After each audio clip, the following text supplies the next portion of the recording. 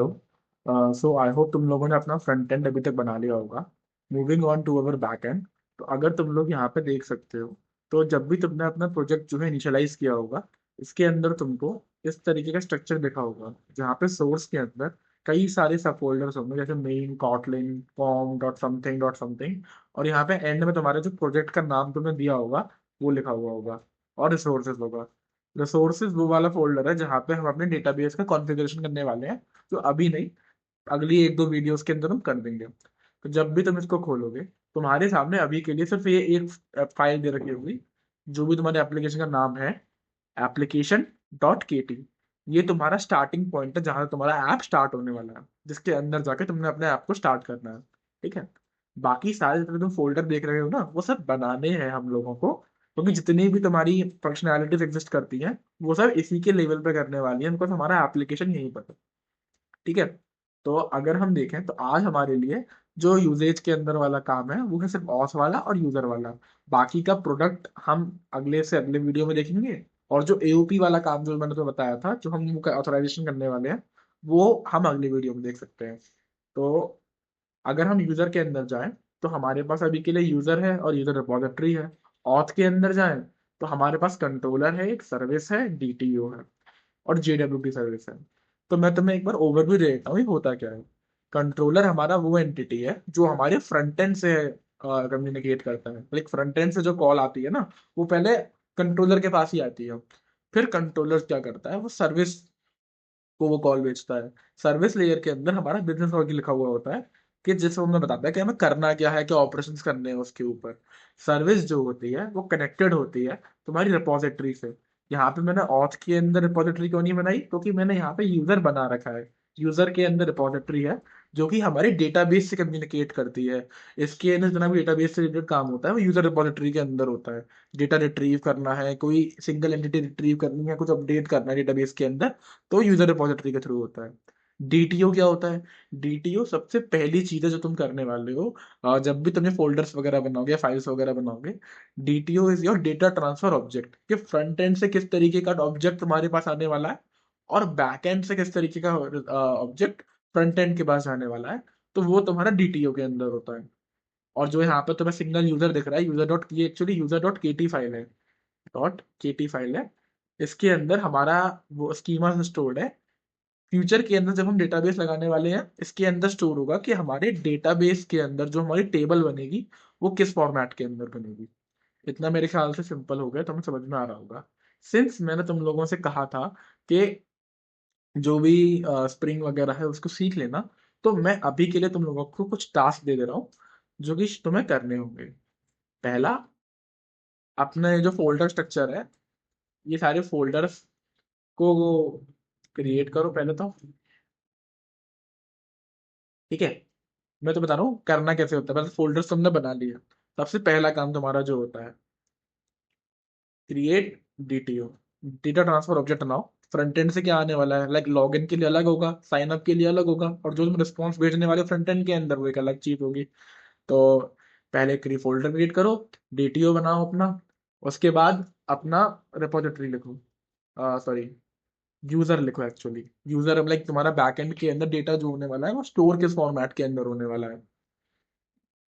Back and database के अंदर, अभी हम बैक एंड के अंदर स्टोर करेंगे। अगले से अगले वीडियो के अंदर हम उसको है ना पोस्टग्रेस से कनेक्ट कर देंगे। और फिर तुम लिखो रिपोजिटरी। रिपोजिटरी इज लाइक, इसके अंदर क्या होने वाला है, हमारा बेसिक जो है ना, अभी के लिए हम सिर्फ एक म्यूटेबल मैप का यूज करेंगे to store our users with their user name actually. तो जिससे हमें फाइंड करने में आसानी होगी। तो रिपोजिटरी के अंदर तुम मॉडल लॉजिक लिख सकते हो। फिर अपने सर्विस लेयर पर जाओ, और सर्विस के अंदर, जहां पे तुम उसको यूजर रिपोजिटरी से कनेक्ट करो। और उसके बाद जो भी फेच वाले काम है, जैसे कि है ना लॉग इन, साइन अप, ये दोनों फंक्शन लिखे। फिर कंट्रोलर के अंदर जाओ, और अपना कंट्रोलर लिख दो, which is connected to the service, जहां से तुम्हारी कॉल फ्रंट एंड से आएगी, और जो रिस्पॉन्स तुम्हें अपने फ्रंट एंड को वापस भेजना है। अभी के लिए तुम ये वाली जो 6 स्टेप्स हैं इनको करो। जब ये हो जाते हैं, we will see you again. So hello. I hope तुम लोगों ने है ना ये वाले फोल्डर्स बनाए होंगे, किसी की हेल्प लेके। और अगर कुछ नहीं भी बन पाता है तो कोई बात नहीं है, हम एक एक करके इन चीज़ों को देखते हैं कि कैसे काम करना है हमारे बैक एंड के अंदर। तो मैंने अपना ये टर्म एक्सट्रीम मेथड ये हमने अपना खोल लिया है। इसके अंदर जब हम जाते हैं तो जैसे तुम्हें दिख रहा होगा स्ट्रक्चर, मैंने बताया था सोर्स के अंदर तुम्हारा एक मेन फाइल, एक मेन होता है और एक तुम्हारा देखो बिल्ड सोर्स के अंदर गए, एक मेन है एक टेस्ट है। मेन के अंदर कॉटलिन है और रिसोर्सेज है। कॉटलिन के अंदर देखो कॉम डॉट चिराग डॉट वेब स्टोर है।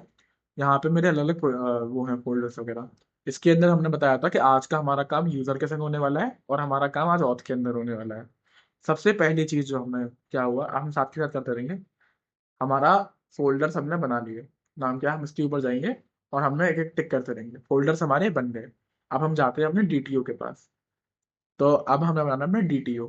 तो यहाँ पे ऑथ के अंदर मैंने डीटीओ बना रखा है। डीटीओ के अंदर जब हम जाएंगे तो हम एक चीज दे सकते हैं। अगर तुम्हें लग रहा हो कि ऊपर वाला कोड क्या है, ये मेरा नया कोड है जो मैं अभी करंटली कर रहा हूँ, उसको मैंने कमेंट आउट कर दिया है और ये पुराना वाला कोड तुम्हारे सामने पेस्टेड है। ठीक है। तो अगर तुम इसके अंदर जाओगे तो तुम्हें ये दिख जाएगा। तुम्हें पता है डेटा क्लासेस वगैरह क्या होती हैं, जो कि है ना तुम्हारे ऐसे तरीके के ऑब्जेक्ट्स वगैरह को स्टोर करने के लिए किस तरीके का लेआउट वगैरह होना चाहिए। डेटा क्लासेस का हम यूज करते हैं, ये हमें है ना कुछ इनबिल्ट मेथड वगैरह भी दे देते हैं चार पांच।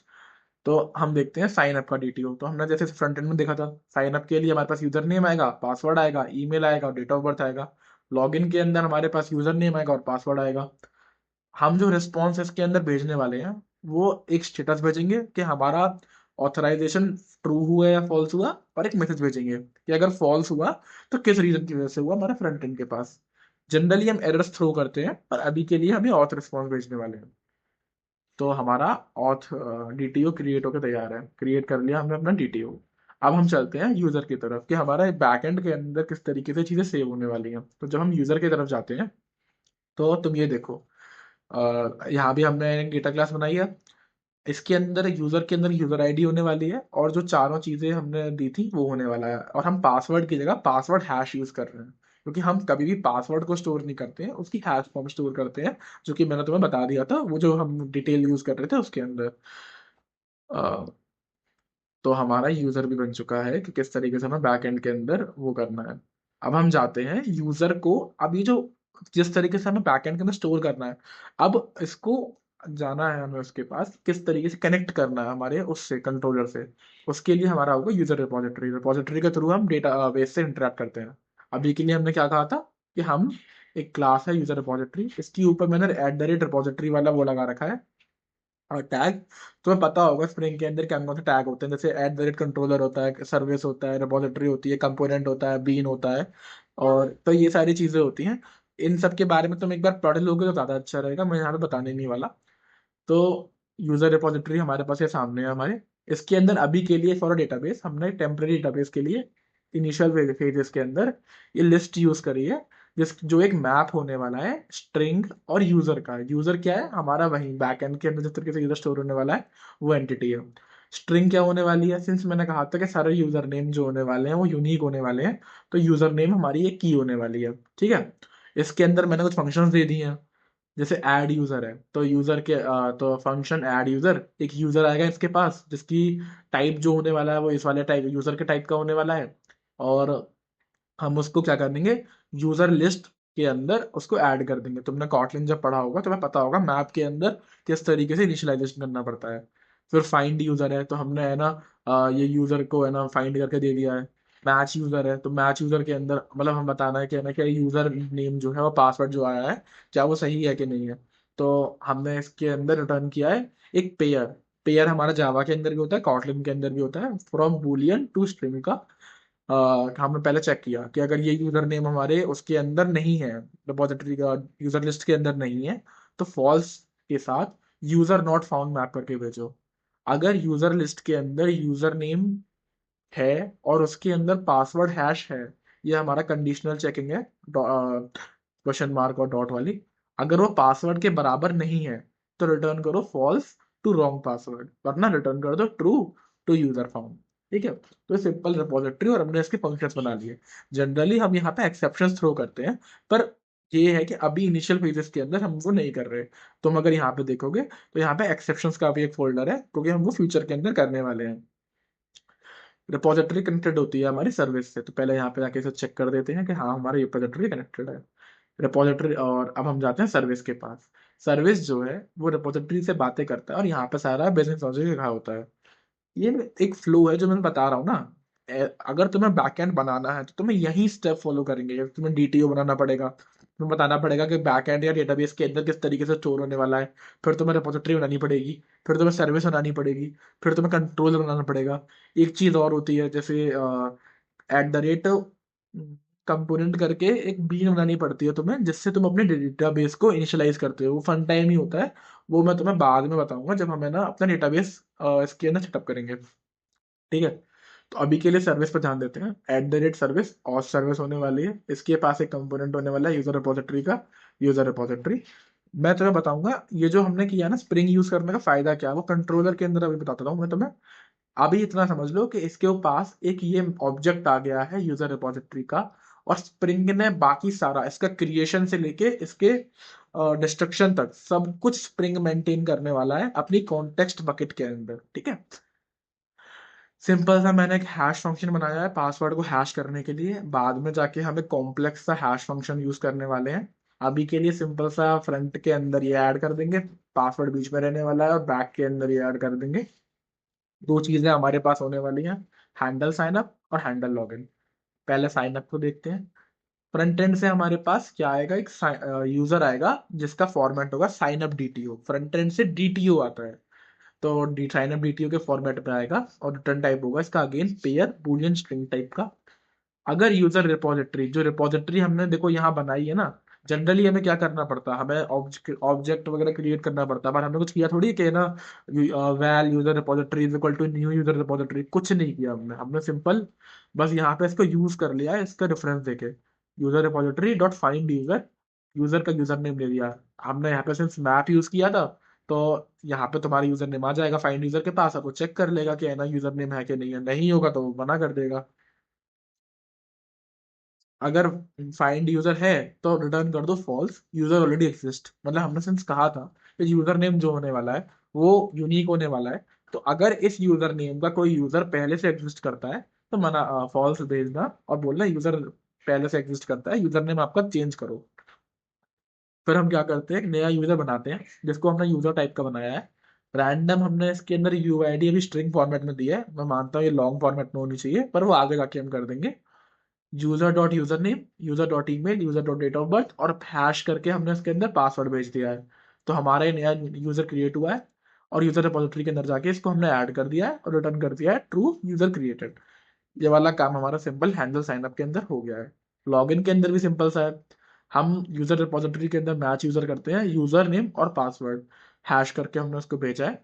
तो मैच यूजर में पता ही होगा, वो अपने पासवर्ड को मैच कर रहा था कि जो करंट यूजर नेम है वो एग्जिस्ट करता है, अगर एग्जिस्ट करता है तो क्या पासवर्ड उसके बराबर है कि नहीं है। अगर ऐसा है तो हमने यहाँ से दो चीजें ली हैं, स्टेटस और मैसेज। पता होगा तुम्हें स्टेटस क्या है, मतलब स्टेटस हमारा ये होने वाला है बूलियन, और मैसेज तुम्हारा ये होने वाला है, डिस्ट्रक्चर करा है हमने सिंपल। तो अगर स्टेटस ट्रू है तो रिटर्न ट्रू टू मैसेज, अगर नहीं है तो return false to message. Simple चीज हमने करी है। हम simple return status to message भी कर सकते थे, कोई दिक्कत नहीं है हमें यहाँ पे। पर हमने यहाँ पे असल में बाद में जाके कुछ है ना अलग अलग वो लगाने वाले हैं ना, तो इसलिए हमने इसको अलग अलग लिखा था। आगे के वीडियो में तुम्हें समझ में आ जाएगा हमने ये सब क्यों किया है। बाद में हम सीधा सीधा एक्सेप्शन ही थ्रो करेंगे। तो तुम्हारा अगला कंट्रोलर पे आ जाते हैं। कंट्रोलर लिखना is very simple. Front end में जैसे तुम्हें ना रिएक्ट लिखते हो वैसे लिखना पड़ता है। सबसे पहले तुम्हारा जो क्लास होने वाली है ऑथ कंट्रोलर नाम की, वो होगी। इसके ऊपर तुम्हारा @रेस्ट कंट्रोलर, तुमने पढ़ रखा होगा किस तरीके से करना है।